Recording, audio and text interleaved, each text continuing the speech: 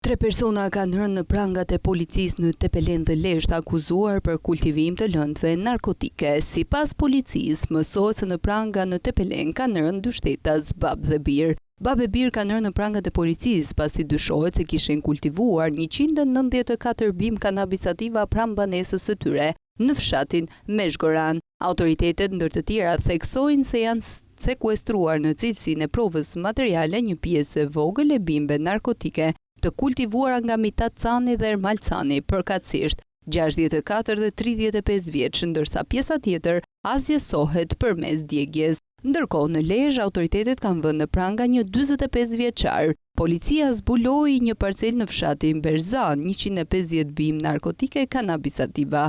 Autori i dyshuar ishte Zef Kola, 45 vjeç, i cili u kap nga uniformat blu në flagrancë, duke u kujdesur për bimët narkotike. Bimët u asgjësuan me anë të djegjes, ndërsa një pjesë e tyre u sekuestruan në cilësinë e provës materiale. Policia thotë se po heton për identifikimin e personave të tjerë të përfshirë në këto 2 ngjarje kriminale.